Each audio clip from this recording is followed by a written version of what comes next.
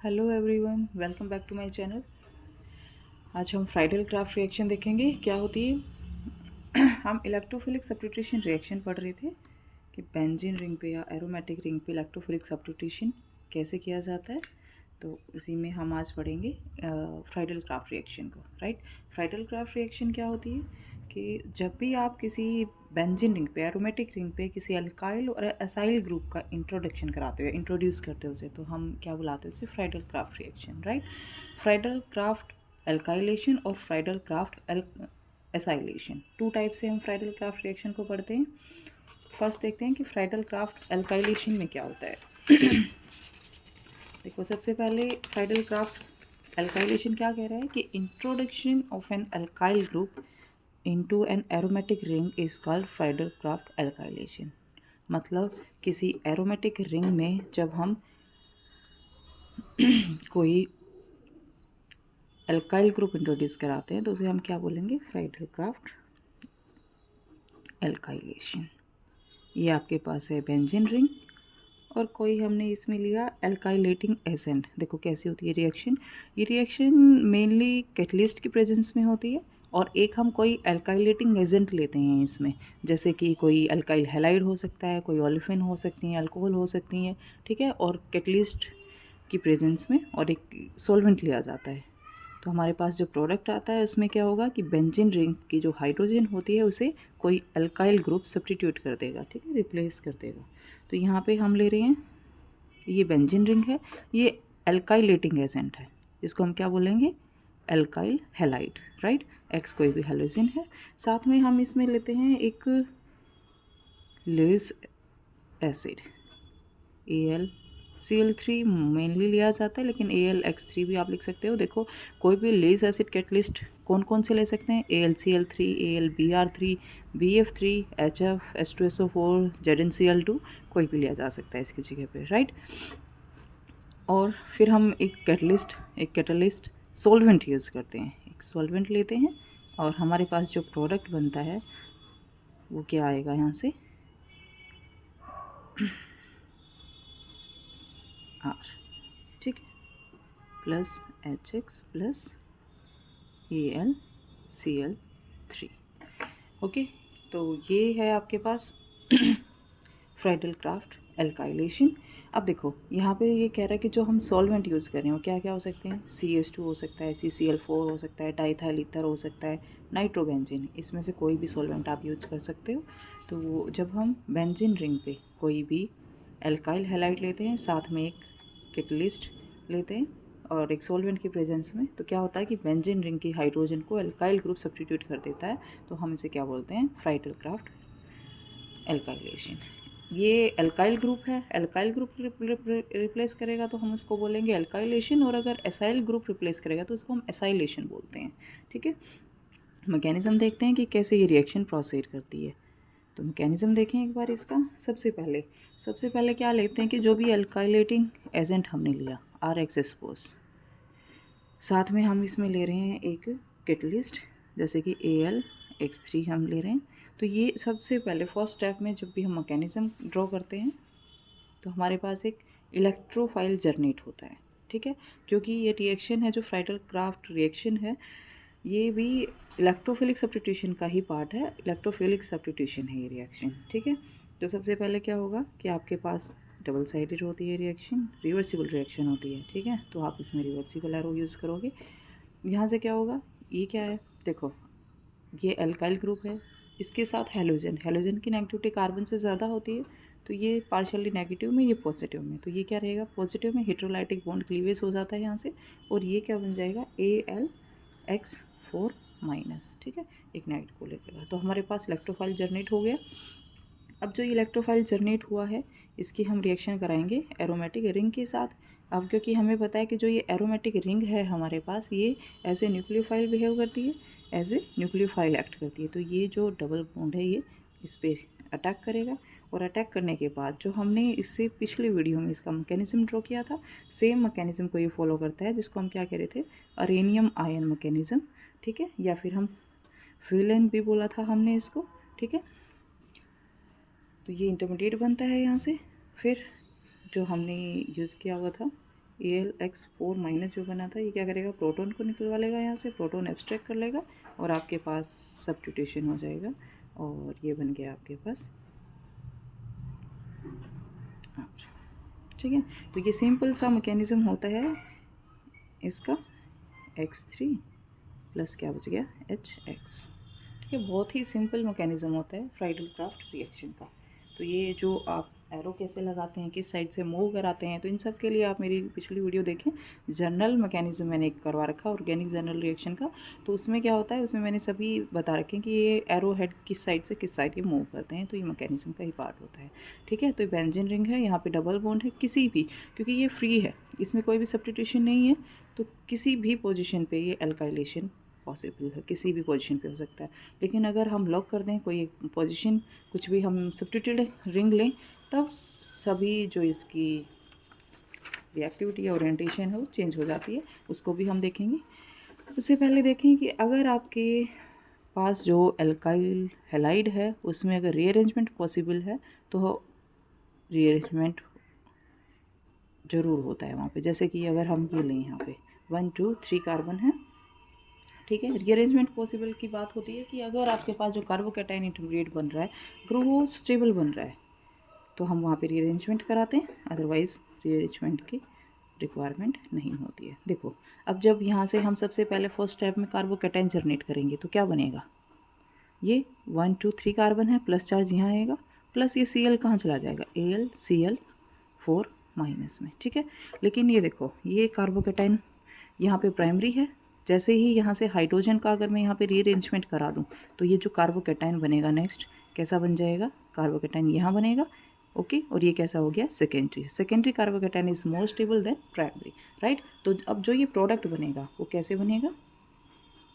Mechanism same follow करेगा लेकिन carbocation change हो जाएगा। तो जैसे ही मैकेनिज्म ये बनेगा, ये कंपाउंड आपका कैसा बनेगा, मेजर। और आप कह सकते हो कि 100% यही बनता है रीअरेंज। अगर रीअरेंजमेंट नहीं कराते तो आपके पास कैसा प्रोडक्ट बनता, ये जो रिंग थी ऐसे इसी कार्बन से ही अटैच होता है ये, और ये 1 2 3 कार्बन कुछ ऐसा बनता। ठीक है, तो ये इसमें नहीं बनेगा, क्या बनेगा, 100% रीअरेंज प्रोडक्ट बनेगा। क्यों, क्योंकि जो इंटरमीडिएट बन रहा है वो स्टेबल बन रहा है रीअरेंजमेंट के बाद। तो जहाँ पर भी अगर रीअरेंजमेंट पॉसिबल है तो हम हमेशा प्रोडक्ट कौन सा बनाएंगे जिसमें स्टेबल इंटरमीडिएट बनेगा, प्राइमरी की बजाय सेकेंडरी या टर्शरी के जहाँ चांसेस होंगे हम वहाँ पर ही हमेशा प्रोडक्ट रीअरेंजमेंट करेंगे। ठीक है, नेक्स्ट ये कह रहा है कि जब भी आप फ्राइडल क्राफ्ट रिएक्शन कराते हो पॉली एल्काइलेशन भी पॉसिबल होता है। ठीक है, पॉली एल्काइलेशन का मतलब है अभी हम सिर्फ एक ही पोजीशन पे कर रहे हैं, वहाँ पे एल्काइलेशन, जैसे ये आपके पास बेंजीन रिंग है, सेम RX हमने लिया और AlX3 हम कोई कैटलिस्ट ले रहे हैं। तो यहाँ पे जो प्रोडक्ट बन रहा है सबसे पहले तो सेम आपके पास क्या बनेगा, ये बन गया। अब इसमें फिर से पॉसिबल है, अगर आप फिर से एक्सेस में ले रहे हो तो पॉली एल्काइलेटिंग ग्रुप एक बार फिर से R ग्रुप ऐड हो जाएगा, लेकिन अब ये पोजीशन को होल्ड करेगा, ये बताएगा कि आपका जो इनकमिंग R ग्रुप है वो कहाँ पे जाएगा, इसकी ऑर्थो पोजीशन पे, मेटा पे या पैरा पे। ठीक है, तो ये जब भी कोई भी सब्स्टिट्यूशन हो जाता है रिंग में, उसके बाद की जो पोजीशन होती हैं उनको डिफाइन करते हैं ortho, Meta and this one is para. ठीक है, ये इप्सो पोजीशन होती है, इप्सो। तो ये अब बताएगा कि आपको जो नेक्स्ट ग्रुप है वो कहाँ पे आएगा। तो यहाँ पे ये डिपेंड करता है कि ये R कैसा ग्रुप होगा। अभी एल्काइल ग्रुप है क्योंकि हम एल्काइलेटिंग कर रहे हैं, एल्काइलेशन कर रहे हैं, तो ये R ग्रुप होता है। ये पोजीशन ये क्या करता है, ये बताता है आपके पास कि इनकमिंग ग्रुप क्या होगा, ऑर्थो पैरा डायरेक्टिव होगा। ठीक है, अगर आपका ये ऑर्थो और पैरा डायरेक्टिव कब होता है, इसको एक्टिवेटिंग ग्रुप बोलते हैं। ये रिंग पे क्या करता है, इलेक्ट्रॉन डेंसिटी को इंक्रीज़ कराता है। जब इलेक्ट्रॉन डेंसिटी को डिक्रीज़ कराने वाले लगेंगे, इलेक्ट्रॉन विड्रॉइंग ग्रुप होंगे तो मेटा डायरेक्टिंग देते हैं। तो जब आपके पास, इसके बारे में हम बात करेंगे और ये हमने पहले भी एक वीडियो में पढ़ा हुआ है। तो आपके पास जो प्रोडक्ट बनेगा एक ऑर्थो बनेगा प्लस एक कैसा बनेगा, पैरा बनेगा। मेटा प्रोडक्ट यहाँ से नहीं बनता है। ठीक है, तो आपको ये ध्यान रखना है कि जब भी पॉली अल्काइलेशन होगा तो आपका जो ये ग्रुप होगा ये बताएगा कि आपका ऑर्थो या पैरा पे आएगा, क्योंकि अल्काइलेशन हम पढ़ रहे हैं तो अल्काइलेशन में सिर्फ आर ग्रुप ही होगा और तो कोई पॉसिबिलिटी है नहीं यहाँ पे कि अपने आप से ही अल्काइलेशन में कोई इलेक्ट्रॉन विड्रॉइंग ग्रुप आ जाए, या मैं कहूँ कि नहीं यहाँ पे नाइट्रो ग्रुप है जो इलेक्ट्रॉन डेंसिटी को डिक्रीज़ कर रहा है। लेकिन हम क्योंकि अल्काइलेशन पढ़ रहे हैं तो हमने अल्काइलेशन ही किया है, अल्काइल ग्रुप को ही अटैच किया है इसमें। तो ये क्या करता है, ऑर्थो और पैरा डायरेक्टिंग होता है। कैसे होता है इस सब के लिए आप मेरी एक वीडियो देख सकते हैं मेरे चैनल पे। उसके अलावा मैं एक बार फिर से इसको थोड़ा सा रिवाइज करवा दूंगी कि कैसे कैसे ऑर्थो और पैरा ही क्यों देता है ये, ठीक है, मेटा क्यों नहीं देता है। तो उसके लिए देखें एक बार, पहले एसाइलेशन और देख लें, उसके बाद हम डायरेक्ट, क्योंकि एसाइलेशन भी सेम होता है, सिर्फ और सिर्फ एक रिएजेंट ही चेंज होता है उसमें, बाकी एसाइलेशन और एल्काइलेशन दोनों सेम प्रोसेस होती हैं। जब आप किसी बेंजीन रिंग में एल्काइल ग्रुप की जगह पे एसाइल ग्रुप को इंट्रोड्यूस कराते हो, दैट इज़ कॉल्ड एसाइलेशन, ठीक है। इसमें क्या होगा, एरोमेटिक सबस्ट्रेट लेते हैं कोई भी, जैसे हमने सेम अगेन बेंजीन रिंग ले ली, और यहाँ पे जब हमने एल्काइलेटिंग ग्रुप लिया था, RX लिया था, और हमने AlCl3 को लिया था, AlX3 लिया था, और कोई सॉल्वेंट था, और हमारे पास प्रोडक्ट बना था कुछ ऐसा R, राइट।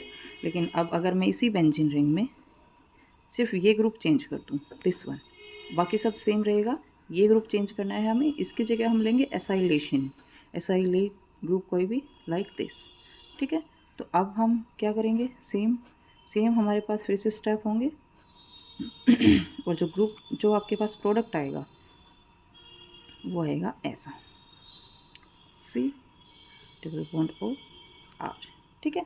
तो इसको हम बोलते हैं Friedl Crafts acylation. Mechanism same होता है, आपको सिर्फ और सिर्फ इस पे ध्यान देना है। आप फर्स्ट स्टेप में हमने उसमें भी क्या किया था, हमने किया था इलेक्ट्रोफाइल को जर्नेट, यहाँ भी हम क्या करेंगे, इलेक्ट्रोफाइल जर्नेट करेंगे, ठीक है। ये जो क्लोरीन है ये यहाँ से रिमूव होगा, ठीक है, माइनस से, तो आपके पास क्या बन जाता है, यहाँ से आपके पास बनता है प्लस चार्ज O, और इसको हम ऐसे भी लिख सकते हैं RCO पॉजिटिव ट्रिपल बॉन्ड के साथ, ठीक है।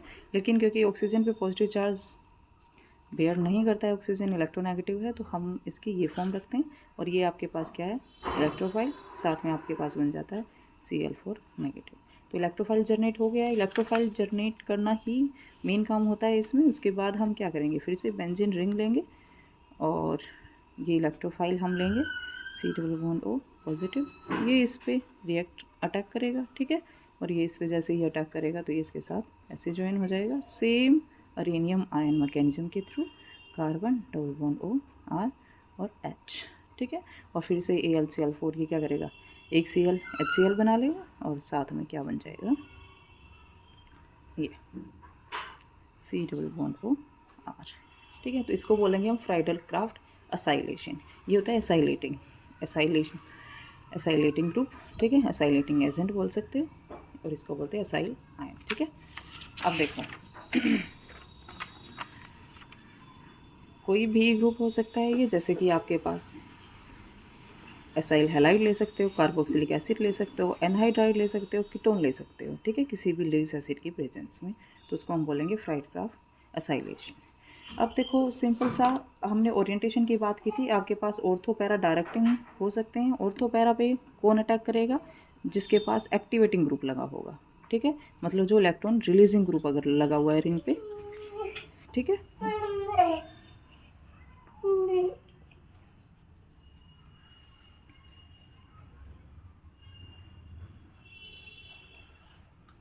अगर रिंग पे आपकी इलेक्ट्रॉन रिलीजिंग ग्रुप है तो वो ऑर्थो पैरा अटैक कराएगा, और अगर रिंग पे आपके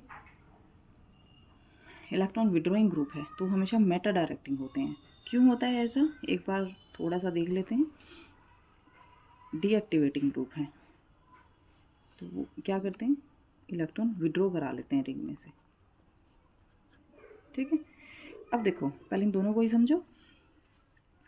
ये आपके पास बेंजीन रिंग है, आपको सिंपल ये समझना है, ये जब हम इस पर इलेक्ट्रोफिलिक सब्स्टिट्यूशन करा रहे हैं, इसका मतलब क्या है कि एज ए न्यूक्लियोफाइल बिहेव कर रही है, राइट। जब तक कोई भी पोजीशन फिल नहीं है तो आपके पास फ्रीडम है, आप कहीं भी अटैक करा सकते हो। लेकिन जैसे ही एक पोजीशन पे कोई भी सब्स्टिट्यूएंट आ जाता है, मैं G करके लगा देती हूँ कोई ग्रुप, अब ये क्या करेगा, ये बताएगा कि आप इसकी रिस्पेक्ट में ऑर्थो पोजीशन पे लगाओगे ग्रुप, मेटा पे या पैरा पे। इसका मतलब क्या है, या तो ये क्या होगा, इलेक्ट्रॉन को निकालेगा रिंग से। इलेक्ट्रॉन जैसे ही निकलेंगे रिंग पे इलेक्ट्रॉन डेंसिटी लो हो जाएगी। लो होने का मतलब क्या होता है, ये न्यूक्लियोफाइल है। न्यूक्लियोफाइल कब अच्छा होता है, जब उसके पास इलेक्ट्रॉन डेंसिटी ज़्यादा होती है। जैसे ही इलेक्ट्रॉन डेंसिटी लो होगी ये एक बैड न्यूक्लियोफाइल बन जाएगा, राइट। ये एक ग्रुप है जो इलेक्ट्रॉन रिलीजिंग है, ये इलेक्ट्रॉन दे रहा है अपनी रिंग में। तो ये जब रिंग में इलेक्ट्रॉन देगा तो आपने रेजोनेंस देखा है कि जब ये इलेक्ट्रॉन दे रहा है तो ये जैसे इलेक्ट्रॉन ये स्पाइक करेगा। जैसे कि इलेक्ट्रॉन रिलीजिंग ग्रुप है, इसकी जगह पे आप कोई भी ऐसा रख सकते हो, जैसे कि NH2 ले लो, ठीक है, NH2 ले लिया, NHR, जो भी आप लेना चाहो, OH या O नेगेटिव, राइट, OH, कोई भी जिसके पास भी लोन पेयर प्रेजेंट है। इसका ये कहने का मतलब है कि जब भी इसके पास है, आपके पास एक रेजोनेंस मैं आपको दिखाई देती हूँ ताकि आपको क्लियर हो कि ऐसा क्यों हो रहा है और ऑर्थो पैरा की बात या मेटा की क्यों कर रहा है। लोन पेयर है, लोन पेयर जैसे ये यहाँ शिफ्ट होगा, ये बॉन्ड यहाँ शिफ्ट हो जाएगा, है ना। और ऐसा शिफ्ट होने से क्या हो रहा है, यहाँ पे आ गया नेगेटिव चार्ज, ये आ गया नेगेटिव, और यहाँ पे हो गया double bond NH2 positive, right. ये देखो, अब आपको क्या ध्यान रखना है, ये नेगेटिव चार्ज फिर से हम क्या करें, रेजोनेंस दिखा रहे हैं। आपको देखना है किस किस पोजीशन पे नेगेटिव आ रहा है, किस किस पोजीशन पे इलेक्ट्रॉन डेंसिटी इंक्रीज हो रही है। जिस पोजीशन पे इलेक्ट्रॉन डेंसिटी इंक्रीज होगी वहीं पे इलेक्ट्रोफाइल इजीली अटैक कर पाएगा, राइट। जहाँ पे इलेक्ट्रॉन डेंसिटी लो होगी या एज इट इज़ होगी वहाँ पे कोई इलेक्ट्रोफाइल ऐड नहीं होगा, क्योंकि इलेक्ट्रोफाइल क्या होता है, इलेक्ट्रॉन डिफिशिएंट होता है। उसके लिए हमें क्या चाहिए होता है, हमें एक ऐसा सेंटर चाहिए होता है जहाँ पे इलेक्ट्रॉन डेंसिटी ज़्यादा हो, है ना। तो हम क्या कर रहे हैं, हम चेक कर रहे हैं कि कहाँ कहाँ पे पॉसिबल है। जब कोई भी सब्सटेंस अगर अदर सब्सटेंस अगर अटैच है तो हम यहाँ पे क्या पॉसिबिलिटी होती है, किस पोजीशन पे आने की पॉसिबिलिटी है, हम वो देख रहे हैं, ठीक है। तो देखो, ये बन गए वापस से आपकी सेम रिंग NH2। अब देखो, ये रिंग थी स्टार्टिंग में, ये ऐसी रिंग थी, ऑर्थो मेटा पैरा, आपको पता ही पोजीशन, ये दोनों ऑर्थो हैं, ये मेटा है और ये पैरा है। आपने देखा कि जब ये ग्रुप नहीं था सभी पोजीशन सेम थी, इस ग्रुप के आते ही ये ऑर्थो, ये मेटा, ये पैरा। अब यहाँ पे क्या हो रहा है, देखो जो ऑर्थो पोजीशन है दोनों उन पे और पैरा पे, इन पे आ रहा है नेगेटिव चार्ज। मतलब थ्रू आउट द रिएक्शन आपके पास यहाँ पर इन दोनों पोजीशन पे, तीनों पोजीशन पे, दोनों ऑर्थो पे एक पैरा पे इलेक्ट्रॉन डेंसिटी इंक्रीज हो रही है। इसका मतलब जो इनकमिंग ग्रुप है, जो आने वाला है, वो कैसा इलेक्ट्रोफाइल है, इलेक्ट्रोफाइल। अगर वो न्यूक्लियोफाइल होता तो वो कभी भी ऑर्थो पैरा पे अटैक नहीं करता, क्योंकि यहाँ पे इलेक्ट्रॉन डेंसिटी ज़्यादा हो गई। ज़्यादा होने की वजह से न्यूक्लियोफाइल एक दूसरे को रिपेल करते हैं, राइट। लेकिन इनकमिंग क्या है, इलेक्ट्रोफाइल है, वो R ग्रुप है या एसाइल ग्रुप है, लेकिन है क्या आपके पास, इलेक्ट्रोफाइल है। तो ये कहाँ पे अटैक करेगा, या तो ऑर्थो पोजीशन पे करेगा या पैरा पे करेगा। ऑर्थो अगर फील्ड है तो पैरा पे जाएगा, पैरा फील्ड है तो ऑर्थो पे जाएगा, या दोनों बना सकते हैं, राइट। तो जब भी आपके पास कोई सब्सटेंस अगर ऑलरेडी अटैच है रिंग पे, आप उस पर अगर फ्राइडल क्राफ्ट रिएक्शन दिखाना चाह रहे हो तो आपको देखना कि जो ग्रुप लगा हुआ है वो ग्रुप कैसा है, वो कैसे रिएक्शन देगा, ऑर्थो पैरा पे देगा या मेटा पे देगा, ठीक है। इसके अपोजिट अगर हम बात करें जी ग्रुप की, जो विड्रॉइंग ग्रुप है, विड्रॉइंग ग्रुप कौन होते हैं, जैसे कि आपके पास सपोज विड्रॉइंग ग्रुप में आप ले सकते हो NO2 है, नाइट्रोजन है, लोन पेयर बेशक से हो इसके बाद, लेकिन नहीं होगा, यहाँ पे 2 ऑक्सीजन है। तो ये ऑक्सीजन भी कैसे हैं, ज़्यादा इलेक्ट्रोनेगेटिव है, नाइट्रोजन से इलेक्ट्रॉन निकालेंगी, नाइट्रोजन से रिलीज कराएंगी, नाइट्रोजन रिंग से निकालेगा, ओवरऑल इलेक्ट्रॉन डेंसिटी डिक्रीज हो जाएगी, right. Overall electron density decrease होगी तो ईजिली इलेक्ट्रोफाइल पे अटैक नहीं कर पाएगा, है ना। तो कोई भी ऐसा ग्रुप जिसकी नेगेटिविटी, जिसके पास लगा हुआ है उनकी नेगेटिविटी अगर ज़्यादा है तो फिर क्या होगा, ये हमेशा क्या देंगी, जैसे COOH है या कोई भी और ग्रुप। आप इसमें भी देखोगे, अब इसमें क्या होगा, रिवर्स हो जाएगा। जैसे ही ये इलेक्ट्रॉन को निकालेंगी ऑर्थो पे और पैरा पे प्लस चार्ज आ जाएगा, जबकि मेटा पोजीशन इस केस में भी और इसमें भी अनडिस्टर्ब रहती है, ठीक है। मेटा पोजीशन पे ना तो माइनस चार्ज आता है ना प्लस आता है। तो अब देखो इन दोनों पे, ऑर्थो पे और पैरा पे, जब इलेक्ट्रॉन विड्रॉइंग ग्रुप लगा हुआ है तो इस पर प्लस चार्ज आएगा, क्यों, ये विड्रॉ कराएगा, ये बॉन्ड वापस शिफ्ट होगा, सेम रेजोनेंस दिखाएंगे। इसके लिए आप मेरी दूसरी वीडियो देखें, उसमें मैंने अच्छे से एक्सप्लेन कर रखा है। तो वहाँ पे क्या होता है बेटा, देखो अब ऑर्थो और पैरा पे प्लस चार्ज आ गया, जबकि हमें जो इनकमिंग रिएजेंट है वो भी कैसा है, इलेक्ट्रोफिलिक है, वो खुद से इलेक्ट्रॉन डिफिशिएंट है तो इस पर तो अटैक नहीं कर पाएगा। मेटा पोजिशन अकेली ऐसी बस्ती है जिस पे कोई चार्ज नहीं आता है, ठीक है, मतलब ये जैसे पहले थी वैसे ही है। इससे ज़्यादा इलेक्ट्रॉन डेंसिटी कहाँ है, इसके पास मेटा पोजिशन पे है।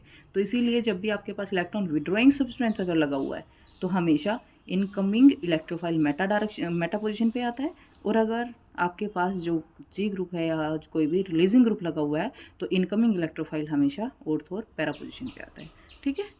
तो ये था आज का टॉपिक फ्राइडल क्राफ्ट रिएक्शन, ठीक है। अब क्या होता है, अगर आपके पास एक और समझिए, अगर आपके पास कोई भी हेलोजन लगी हुई है, फ्लोरीन, क्लोरीन, ब्रोमीन और आयोडीन, ये क्या होती हैं, देखो इनका थोड़ा सा सिस्टम अलग होता है। ये डीएक्टिवेटिंग ग्रुप हैं, डीएक्टिवेट करती हैं रिंग को, क्योंकि नेगेटिविटी ज़्यादा होती है कार्बन से, है ना, लेकिन हमेशा ऑर्थो और पैरा पे ही अटैक कराती हैं, ठीक है। क्यों, क्योंकि लोन पेयर भी होता है इनके पास, ठीक है। ओवरऑल रिंग डेंसिटी को डिक्रीज करती हैं लेकिन ऑर्थो पैरा डायरेक्टिंग होती हैं, ठीक है। तो ये 3 टाइप के आप रिएजेंट देखेंगे, सब्सटेंस देखेंगे। अगर आपके पास कोई विड्रॉइंग ग्रुप लगा हुआ है रिंग पे तो आप हमेशा इनकमिंग एल्काइल या एसाइल ग्रुप को मेटा पोजीशन पे लगाओगे, और अगर आपके पास कोई भी रिलीजिंग ग्रुप लगा हुआ है तो इनकमिंग एल्काइल या एसाइल ग्रुप आपका ऑर्थो और पैरा पोजीशन पे आएगा। और अगर आपके पास सब्सटेंस कोई पहले ही हेलोजन है तो आपका जो इनकमिंग ग्रुप होगा वो हमेशा ऑर्थो और पैरा पोजीशन पर ही आएगा, ठीक है। तो ये था आज का हमारा फ्राइडल क्राफ्ट रिएक्शन। आप देखें एक बार, एक और मैं 1-2 रिएक्शन बता देती हूँ आपको, इसमें आपको समझ आएगा कि कैसे कैसे क्या क्या होता है, कैसे आपको रिएक्शन करनी होती है, कैसे प्रोसेस कराओगे। देखो आपके पास सपोज ये गिवन है, आपके पास है टॉलिन, ठीक है। अब देखो CH3 है, आपको पहचानना है कि कहाँ पे ये अटैक करा सकता है, और आपको गिवन है Cl2 FeCl3, राइट। तो आपका जो प्रोडक्ट होगा वो क्या बनेगा बताओ, ऑर्थो पैरा होगा या मेटा पे बनेगा, क्योंकि ये कैसा है, रिलीजिंग ग्रुप है। रिलीजिंग ग्रुप जब भी होता है तो कैसा देता है, ऑर्थो और पैरा देता है। तो जो भी प्रोडक्ट बनेगा एक ऑर्थो बनेगा प्लस एक पैरा बनेगा, ठीक है, एक बनेगा पैरा, एक में Cl यहाँ आ जाएगी, एक में Cl यहाँ आ जाएगी, CH3 एसिडिस रहेगा, ठीक है। इस टाइप की रिएक्शंस होती हैं। तो आपको पहचानना होगा जब भी सब्सटेंस लगा हुआ है और उसमें आप अगर कोई भी रिएक्शन करा रहे हो तो कहाँ कहाँ पे आ सकते हो, राइट। अगर आपके पास सपोज फिनोल है, CH3 की जगह पे OH लगा हुआ है